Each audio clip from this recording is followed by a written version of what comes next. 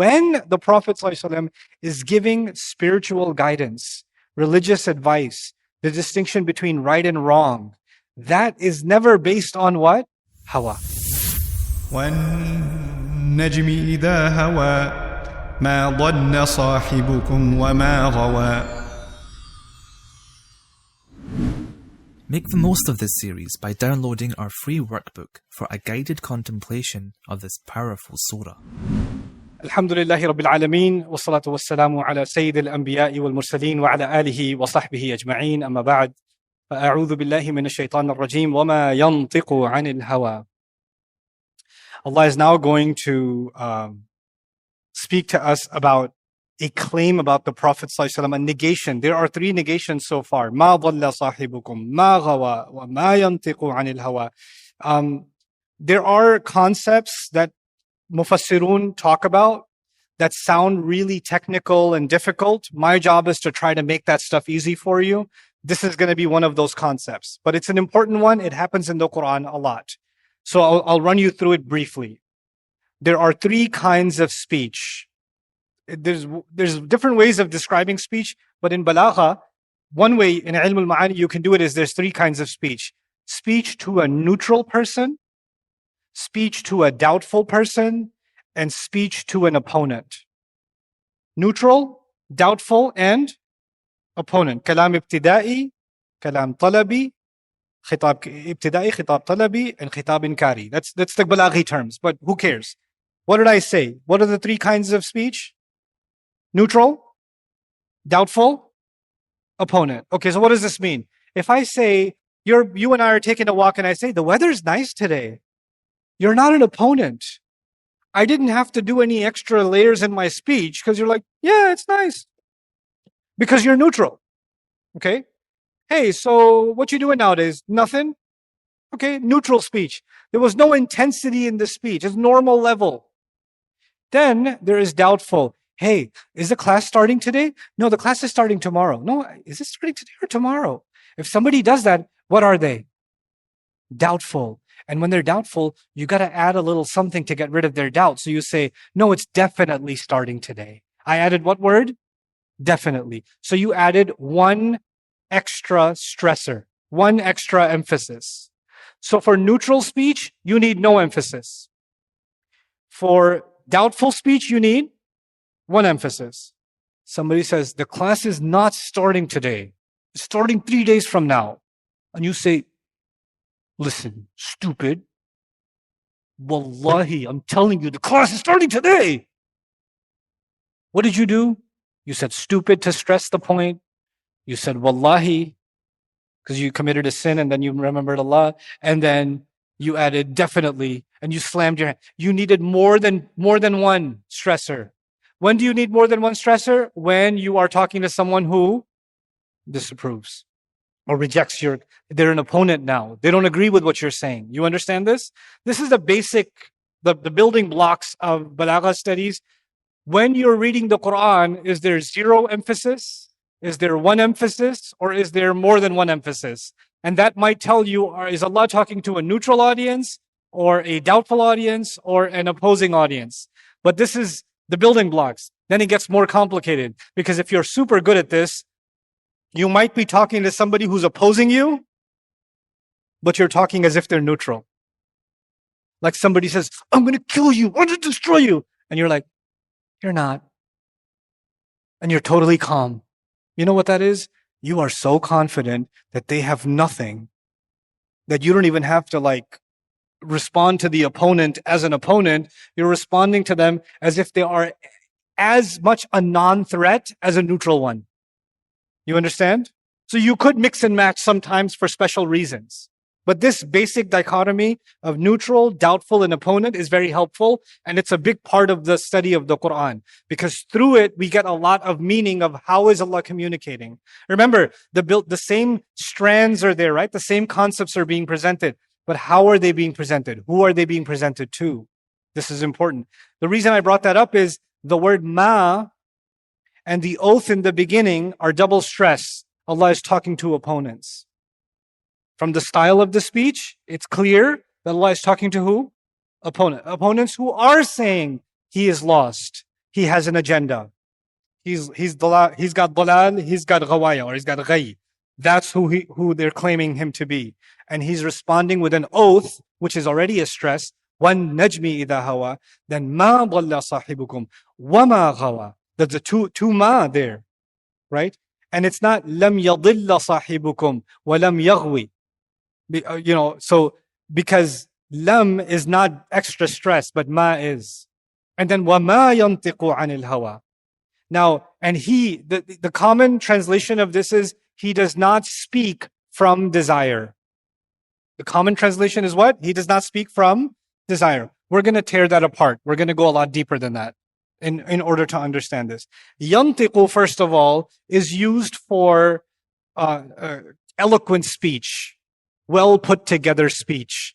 It comes from the secondary meaning it is tightening something or gathering something together, gathering your thoughts together, gathering words together. Every word is gathering letters together. But when you coherently gather your thoughts and words and ideas together, then it becomes nutq, coherent speech.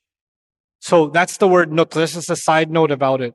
And he doesn't speak, and he never says anything based on what we said desire so far. But we'll dig into desire later. One more beautiful iltifat. This is Imam Fakhruddin al-Razi. We love Razi in our team, rahimahullah. So I'm just going to read this to you and I'll translate it because he just deserves it. So ma dalla, what he's saying is, dalla is past tense. Wa ma ghawa is also past tense. But he didn't say wa ma nataqa anil hawa. He says, وَمَا يَنْطِقُ عَنِ الْهَوَى. For those of you who know even a little bit of Arabic, that's mudari', isn't it? So ماضي ثم المضارع. فالالتفات بين الماضي من الماضي إلى المضارع. He switched from the past tense to the present tense. Why did he do it? وصيغة المستقبل في قوله وما ينطق في غاية الحسن. He says, and using the future tense and the present future tense, all of a sudden, is extremely beautiful here. أي ما ضل حين اعتزلكم وما تعبدون في صغره. And because he's saying he wasn't even lost when he was a kid.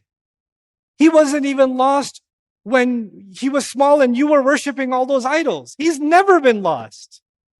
His entire life has never been, not even after becoming a prophet, he's never actually been misguided. And he's never been on the wrong path. ما ضل صاحبكم وما غوى حين اختلى بنفسه ورأى منامه ما رأى.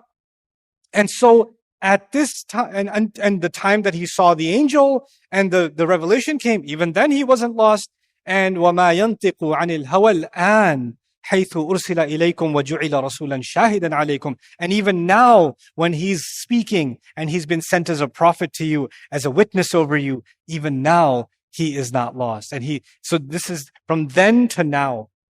As if Allah is saying his past is proof of the truthfulness of his present. Right? The character of the Prophet ﷺ speaks for itself. His track record speaks for itself. And that's the evidence that's being presented. فلم يكن أولا ضالا ولا غاويا وصار الآن منقذا من الضلالة ومرشدا وهاديا.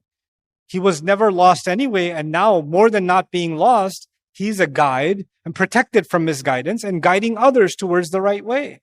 So that's just from the present tense usage of the word. Then there's an interesting discussion among the scholars about this ayah. Does this refer to the Qur'an, or is this talking about the Qur'an and the Sunnah? Because it says he doesn't speak from desire. Right? He doesn't, and the next ayah is going to say it's nothing but revelation. That's all it is, it's revelation. So does that mean it's only revelation when the Prophet ﷺ is reciting the Qur'an, or everything the Prophet says is revelation, or is the answer even something else? The first thing, we're going to look at the early commentary. So this is from At-Tabari. وَمَا يَنْطِقُ مُحَمَّدٌ بِهَذَا الْقُرْآنِ عَنْ هَوَاهُ. He's saying, and the ayah is saying that Muhammad does not speak this Qur'an from his own feelings. ما هذا القرآن إلا وحي من الله يوحيه إليه. The Qur'an is nothing but revelation from Allah that he's giving to him. So Tabari's opinion is, what's this ayah talking about? The Qur'an. This ayah is talking about the Qur'an specifically. قتادة, عن قتادة, there's a ayn missing. أي ما ينطق عن هواه قال يوحي الله تبارك وتعالى إلى جبريل ويوحي جبريل إلى محمد وعنى بقوله وما ينطق عن الهوى بالهوى. Well, that's a separate issue. He's saying here, he doesn't speak from his own feelings. Allah gives to Jibreel, Jibreel gives to Muhammad ﷺ, and Muhammad ﷺ says what Allah tells him to say. So it's not coming from him. That's the point. So again, the indication seems to be they're thinking this is talking about what? The Qur'an. Okay. Then we get to Ibn Ashur, rahimahullah, a more contemporary scholar, the author of At-Tahrir wa Tanweer. What does he have to say? وَنَفْيُ النُّطْقِ عَنْ هَوًى يَقْتَضِي نَفْيَ الجِّنْسِ مَا يَنْطِقُ بِهِ عَنِ الِاتصَّاف بِالصُّدُورِ عَنْ هَوًى سِوَاءٌ كَانَ الْقُرْآنَ أَوْ غَيْرُهُ مِنَ الْإِرْشَادِ النَّبَوِيِّ. This is Allah denying any involvement of hawa. We haven't defined hawa yet. Any involvement of what they translate as desire, there's no involvement of it in the Qur'an or anything else in which the Prophet ﷺ is guiding people. But he adds a clause, guiding people. So I want you to understand this properly. We have to distinguish between the role of the Qur'an and the role of the Sunnah of the Prophet ﷺ. I know we use the phrase Qur'an and Sunnah all the time, but this is an intricate issue that I want you to understand some things about it at least. There are instances in the life of the Prophet ﷺ where he took a decision when no revelation came.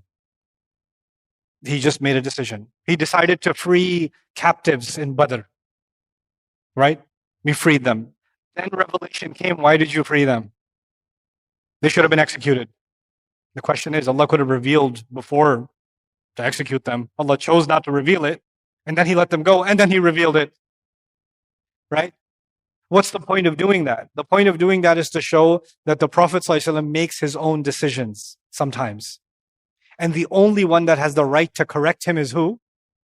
Is Allah. Because even though he's the Prophet, he's still at the end of the day, Abd of Allah. So Allah will do that.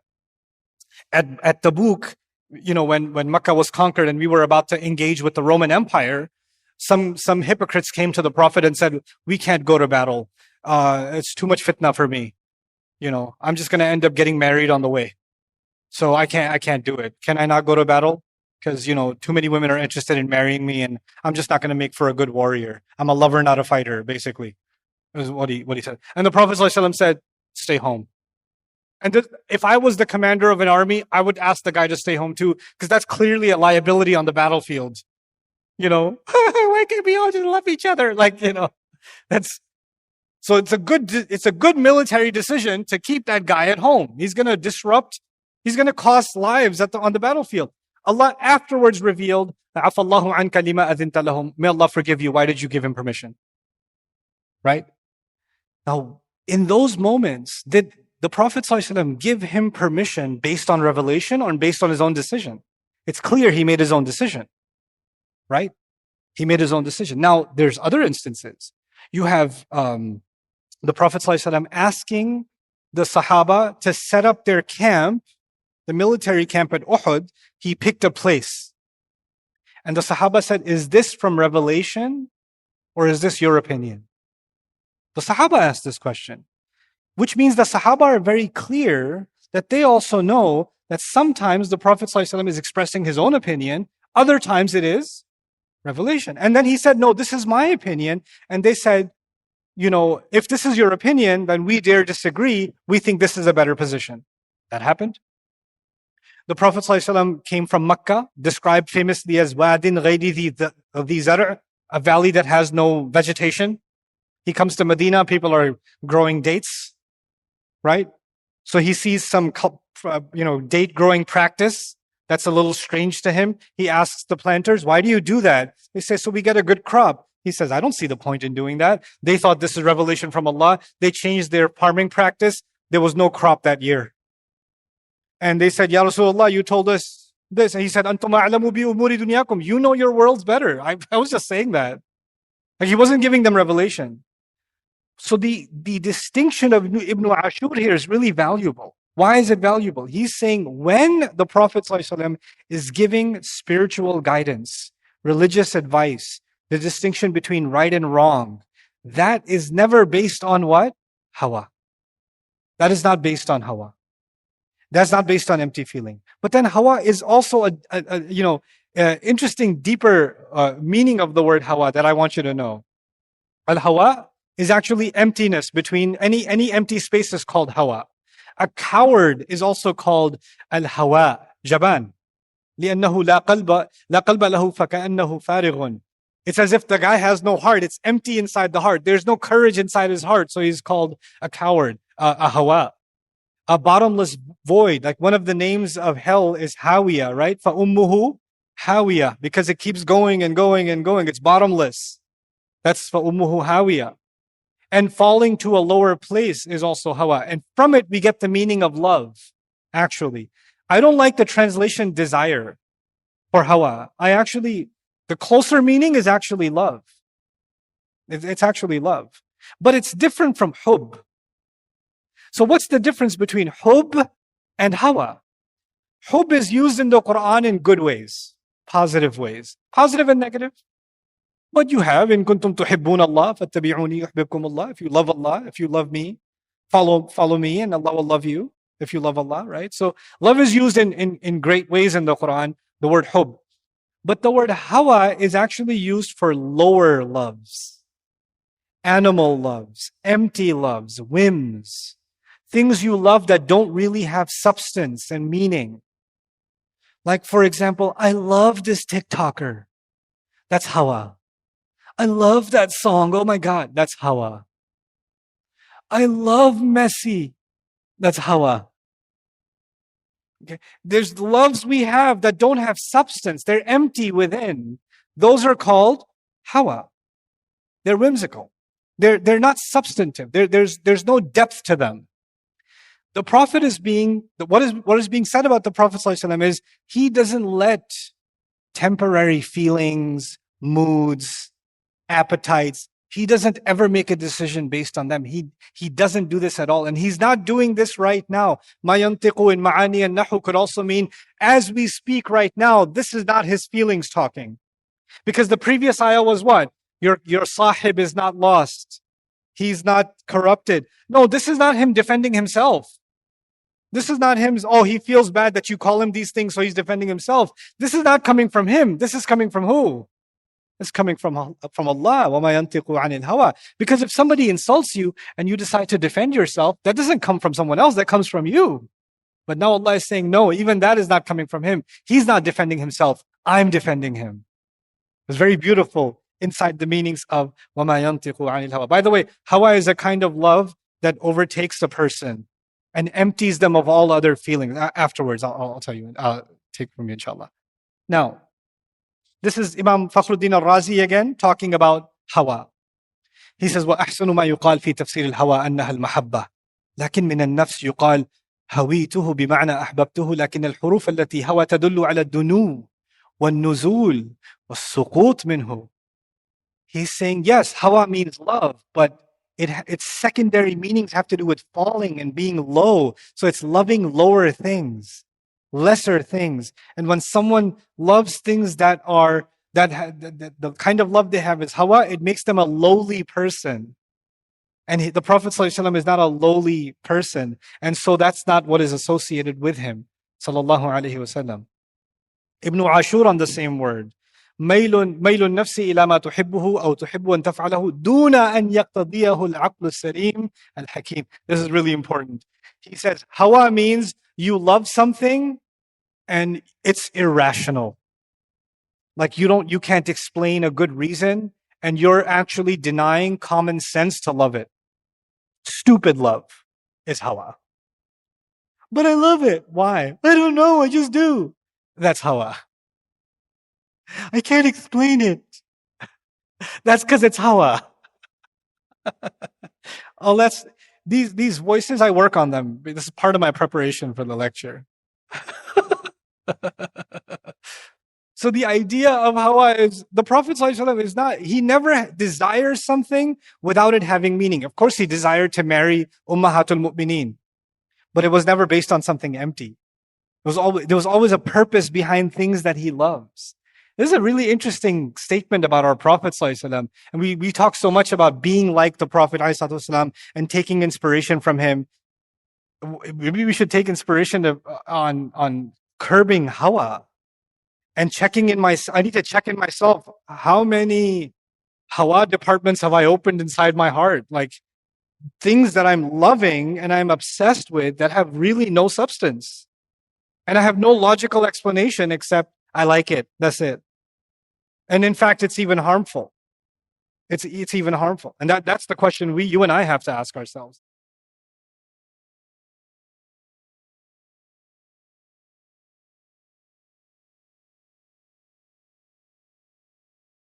Hello everyone, Assalamu alaikum. This is my channel. Please subscribe to my channel. Came that mention wisdom that Allah sent a messenger among the unlettered people. Might he resist Allah ayat to these unlettered people. He perfects them. He teaches them the book while Hickman he teaches wisdom, and when we go to that portion of wisdom I had, so I have become a little more curious than I was before, looking into what Allah means by wisdom. Why is He saying okay, like the Quran that teaches them the Quran, and then He mentioned He also teaches wisdom, and so I wanted to take a deeper look at the fortunate that one of the people on our team, Hussein, whose paper I will put a QR code. Get access to his paper too. He did a PhD paper out the University of Oxford on Hikmah in the Quran, and it's a 350 pages PhD paper, and I started reading it when I'm going to be able to do this while I am in Germany, so I stopped it. I did completed my series, but one subject was outstanding, a good look at Hikmah in the Quran, and so I have been trying to do gather his PhD paper, also discussing the subject with him, and so my goal, inshallah, is not to do justice to this paper or justice some of the most important pieces of that discussion of what I think wisdom in the Quran. Why is the subject important? Why is that such a big deal? Why is it fundamental to our religion? Like growing up, you heard fundamental things in religion are 5 pillars, for example, right? So everybody knows how important those are. Everybody has is, and this is, you don't have to be explained. That stuff is important. Prayer is important. Is hikmah, is wisdom, some extra things for really old wise people, or is that something as important as the prayer, or as important as Hos gonna try to argue that it's actually one of the important fundamental basics.